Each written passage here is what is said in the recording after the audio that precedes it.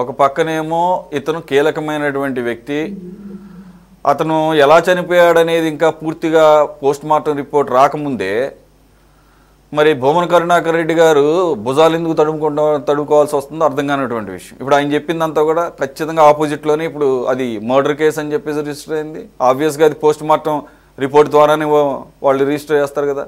అలాగే కుటుంబ సభ్యులు కూడా అదే చెప్పారు. ఎందుకంటే సార్ ఒక్క నిమిషం సార్, నేను శ్రీకాంత్ గారితో మాట్లాడుతున్నాను, ఇది వైసీపీ శ్రీకాంత్ గారిని. అలాగే డైరెక్ట్గా టీడీపీ వాళ్ళు, టీడీపీలో పర్టికులర్ పట్టాభి గారు అయితే డైరెక్ట్గా ఇది ఎస్వి సుబ్బారెడ్డి భూమన కరుణాకర్ రెడ్డి గారు చేయించిన హత్య అని చెప్పేసి ఆయన క్లియర్గా మరి ఆరోపిస్తున్నారు. ఏమంటారు సార్ శ్రీకాంత్ గారు?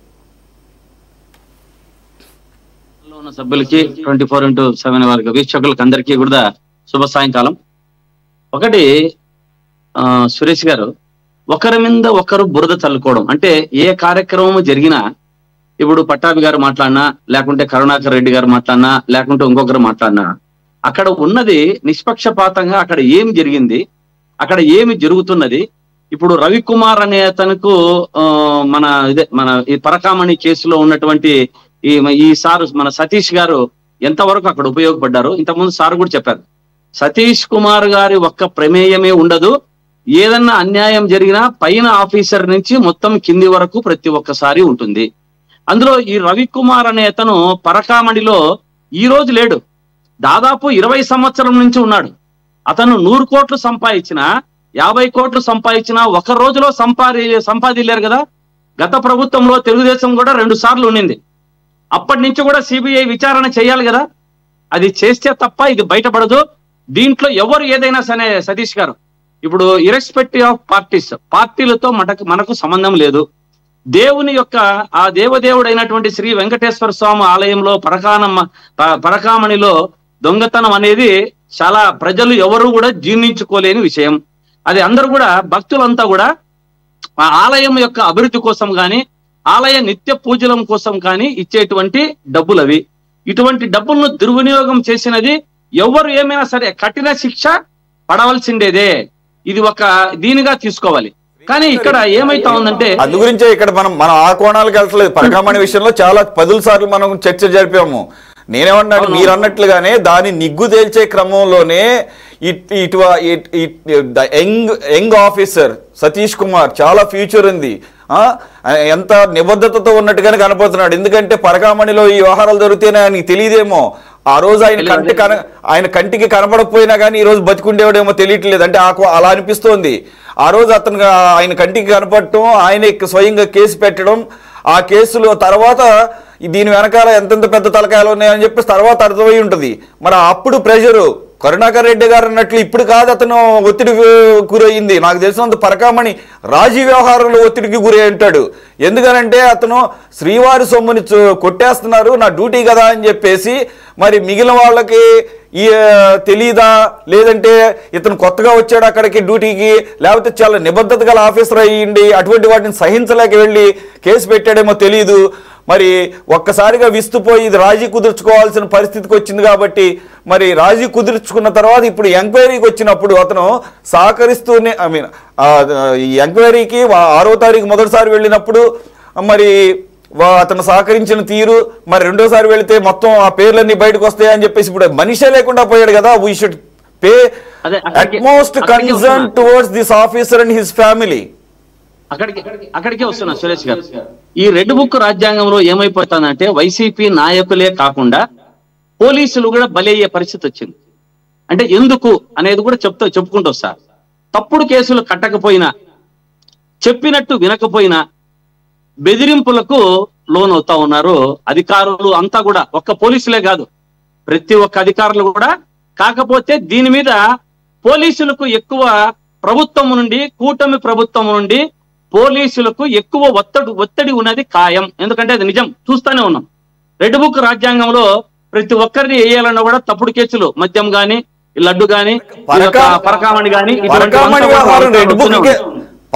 వ్యవహారం రెడ్ బుక్ కింద ఎలా వస్తుంది సార్? పరకామణి అనేది మీ ప్రభుత్వ హయాంలో జరిగింది. జరగని దానికి అన్యాయంగా అక్రమంగా కేసులు పెడుతున్నారు రెడ్ బుక్ అంటే ఒక అర్థం ఉంటుంది. ఇక్కడ జరిగిందని క్లియర్ గా కనబడుతుంటే పరకామణి రాజీ వ్యవహారం అని హైకోర్టు ఇప్పుడు హైకోర్టు కూడా వేధిస్తుందా? కాదండి, నాకు అర్థం కాదు. హైకోర్టు రెడ్ బుక్ రాజ్యాంగాన్ని బేస్ చేసుకుని సిఐడి ఎంక్వైరీ చేసిందా? ఇది హైకోర్టు మానిటర్ చేస్తున్నటువంటి ఎంక్వైరీ. ఇది హైకోర్టు నుంచి ఎంక్వైరీ వచ్చింది చెప్పడం లేదు, కోర్టు వారిని మనం గౌరవిస్తాము. కానీ పోలీసుల మీద ప్రభుత్వంతో ఒత్తిడి ఉంది, లేని వారినందని ఇరికించాలని రెడ్ బుక్ లో ఉన్న. నేను దీనికంతా మూలం రెడ్ బుక్ అంటున్నా. నేను ఇంకొకటి చెప్తా, సురేష్ గారు నన్ను కంప్లీట్ గమ్మండి. రాజీ పడే విషయంలో ఒత్తిడి జరిగిందా? నేను అదుడుతున్నా, రాజీ పడే విషయంలో ఒత్తిడి జరిగిందా? పై నుంచి కింది వరకు ఈయనొక్కటే ఉండదు, విచారించాలి. నిజాలు బయట పెడతాడని అంటే ఈ సతీష్ గారు ఉన్నవి వాస్తవాలు బయట పెడతారని అంటే ఎట్లయినా సరే ప్లస్ అయినా మైనస్ అయినా దాని మీద ఒత్తిడి ఉందా, లేక ఈ ప్రభుత్వంలో వీరు చెప్పిన పేర్లు ఇరికించకపోతే ఒత్తిడి ఉందా? అన్ని కోణాల్లో ఆలోచించాలి కదా. ఒక్కటే ఎప్పుడు కూడా 24 గంటలు ప్రభుత్వం ఏదుంటే ప్రతిపక్షాన్ని దాంట్లోకి పాలక పక్షాన్ని ఏదుంటే ప్రతిపక్షాన్ని ఇరికించాలనేది కాసేపు బొమ్మన కరుణాకర్ రెడ్డి గారు అన్నట్లుగానే అధికారుల నుంచే పోలీసు సిఐడి నుంచి ఆ ఒత్తిడి ఉందనుకుందాం. ఆ ఆఫీసరు ఆత్మహత్య చేసుకునే పరిస్థితి ఉంటుంది. ఇప్పుడే కదా లక్ష్మణ్ గారు ఆయన చెప్పారు. ఒక పోలీస్ ఆఫీసర్ అయి ఉండి మరో పోలీస్ అధికారులు తన మీద ఒత్తిడి పెంచితే ఆత్మహత్య చేసుకుంటాడా? అంటే పిల్లలందరినీ మర్చిపోయి ఆత్మహత్య చేసుకుంటాడా? అంత వీక్ మైండ్ ఉంటుందా? ఇప్పుడు ఒకటి సురేష్ గారు, ఇప్పుడు విజువల్స్ చూసామా? విజువల్స్ చూస్తే రైల్లో నుంచి బాడీ కింద పడినప్పుడు ఎక్కడ పడింది? ఎక్కడైతే కంకర ఉందో అక్కడే కింద పడింది. కానీ బాడీ 100 మీటర్ల దూరంకి వచ్చింది అని మళ్ళీ ఒకసారి పోలీసుల నిర్ధారణలోనే తేలింది. ఎట్లొస్తుంది అది? ఇప్పుడు కూడా చూసాం, వీడియోలు తీస్తున్నారు. బాడీ కింద పడింది, వీడియోలు ఇంకొక 5-6 మంది ఉన్నారు అక్కడ జనాల్లో. అంటే ఎట్లొస్తారు ఇదంతా? నేను అది నిష్పక్షపాతంగా బాడీ కంకరకు ట్రాక్ దగ్గరికి ఎక్కడొచ్చి పడిన తర్వాత 100 మీటర్ల దగ్గరికి ఎందుకు పోయింది? ఎందుకు అక్కడికి బాడీ పోవాల్సి వచ్చింది? మరి మీరంత బాధ్యతగా మాట్లాడుతున్నారుగా. మరి భూమన కరుణాకర్ రెడ్డి ఆత్మహత్య చేసుకున్నాడని ఎలా చెబుతాడండి? నాకు అర్థం కాదు. 100 అడుగులకు ఒకటి సురేష్ గారు నేను ఇంకా దానికి కంక్లూజన్ వస్తున్నాను. ఇప్పుడు అన్ని కోణాల్లో కూడా విచారించగల హత్య ఆత్మహత్య అనేది ఇప్పుడు ఏమైతుంది? గొడ్డలి కొంతసేపు ఏమన్నారు? పొద్దున్నుంచి గొడ్డలి అన్నారు. ఎక్కడి నుంచి వస్తుంది గొడ్డలి? ఆ కంకర మీద పడితే కూడా ఇక్కడ తలకు ఇది కాదా? అక్కడ కిందంతా మెటల్ ఉంటుంది కదా. ఇది తప్పుడు సమాచారం కదా గొడ్డలి అనేది. ఈ మన వీళ్ళు మాట్లాడడం, టీడీపీ గాని కూటమి ప్రభుత్వంలో మాట్లాడడం అనేది ఏదో ఊరికే గొడ్డలి పోటు, ఏదో గొడ్డలి అనేది వాళ్ళకు ఒక మామూలుగా ఆనవాయితీగా మారిపోయింది వాళ్ళ నోట్లో నుంచి. కానీ ఇది తప్పిది. గొడ్డలు అనేది పక్కన పెడితే చాలా ఉన్నాయి మారణాదాయాలు, చంపాలంటే కాదు. కానీ చనిపోయిన దాన్ని బాడీ కంకర మీద పడిన తర్వాత 100 మీటర్ల దూరంకి ఎందుకు వచ్చింది? అక్కడ కెమెరాలు పట్టుకొని ఎవరున్నారు, పక్కన చుట్టుపక్కల ఎవరున్నారు, ఆ కెమెరా వీడియో కూడా వచ్చింది కదా బయటికి. అవన్నీ విచారించాలి కదా. ఊరికే దీన్ని చూసుకునేటప్పటికీ ఏదైనా సరే ఇప్పుడు మేమంటున్నాము, ఇప్పుడు వైసీపీ పార్టీ అంటుంది పేర్లు ఇరికించాలని వాళ్ళు అడిగారు, కాకపోతే ఇరికించలేనప్పటికీ ఇప్పుడు వీరిని వారే హత్య చేసి పంపారు అంటారు. దీనికి ఏం సమాధానం చెప్తారు వాళ్ళు? చెప్పండి. ఇది కరెక్ట్. ఈ కోణంలో కూడా ఆలోచించాలి కదా. ఏదైనా మాట్లాడచ్చు. మనము మాటలకి హద్దుపద్దు ఉండదు, నాలికకు ఎముక లేదు. కానీ ప్రభుత్వం వాళ్ళ చేతిలో ఉంది. ప్రభుత్వం వాళ్ళ చేతిలో ఉన్నప్పుడు నిష్పక్షపాతంగా ఒక ఎంక్వైరీ చేసి ఆయన సతీష్ కుమార్ గారు గుంతకల్ రైల్వే స్టేషన్ లో దాదాపు అక్కడ వెహికల్ పెట్టి 11:30 టైంలో బయలుదేరారు రాయలసీమ ఎక్స్ప్రెస్ లో. విజువల్స్ ఉన్నాయి. ఆ విజువల్స్ ను బట్టి రైల్లో ఎవరున్నారు, ఎందుకు జరగాల్సి వచ్చింది, వారి యొక్క కోణంలో కూడా ఆలోచించాలి కదా. దాన్ని పట్టుకోకుండా 24 గంటలు ప్రభుత్వం మీ చేతిలో ఉంది, వ్యవస్థ మీ చేతిలో ఉంది, పోలీసులు మీ చేతిలో ఉన్నారు, సిబిఐ మీ చేతిలో ఉంది, సిట్టు మీ చేతుల్లో ఉంది. దీన్ని నిష్పక్షపాతంగా విచారించి దేవునికి ఈ యొక్క క్రమంలో సురేష్ గారు ఒకటి గమనించాలి. ఎవరు ఎట్ల పోయినా కూడా నష్టమైనా కష్టమైనా ప్రభుత్వంలో ఉన్నవారైనా లేనివారైనా స్వామివారిని రాజకీయంగా వాడుకుంటే ప్రతి ఒక్కరికి చాలా ఆందోళనకైన పరిస్థితి వస్తుంది. ఇప్పుడు కూడా గమనించాలి, అందరూ కూడా జాగ్రత్త పడాలి. అందరూ కూడా జాగ్రత్త పడాలి. దేవుడు ఊరికే వదలడు అందరినీ. రాజకీయంగా దేవుణ్ణి వాడుకోవడం స్టార్ట్ చేశారు. వాడుకుంటున్నారు సార్. ఇది హైకోర్టు, మళ్ళీ మీరు హైకోర్టు దగ్గర తప్పుపట్టినట్టు అవుతుంది. హైకోర్టు ఇది మానిటర్ చేస్తున్నటువంటి కేసు. ఈవెన్ కోర్టు ఒక్క నిమిషం ఆగండి సార్.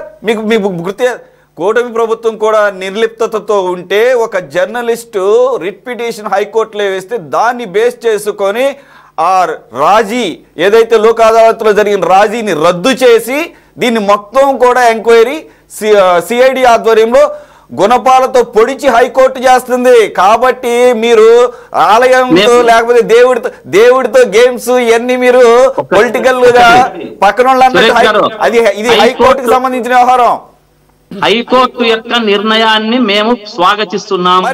కానీ నేను చెప్పేది కాదు, మరి స్వాగతిస్తున్నారంటేనే మళ్ళీ దేవుడితో ఆటలాడొద్దు లేకపోతే ఆలయాలను తీసుకురావద్దంటారేంటి? చెప్పేది రాజకీయంగా స్వామిని వాడుకుంటున్న రాజకీయ నాయకులకు చెప్తున్నా నేను. పరకామణికే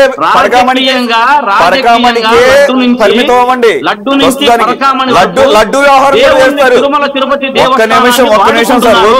ఓకే సార్, మనకి ఎక్కువ సమయం లేదు. మన ఇద్దరమే కాదు, ఇక్కడ లడ్డు విషయం సుప్రీంకోర్టు సిట్, ఓకే, ఇది వచ్చేసి హైకోర్టు మానిటర్ చేస్తుంది. ఇక్కడ ఎవరు కూడా పప్పులు ఉడికే అవకాశం లేదు.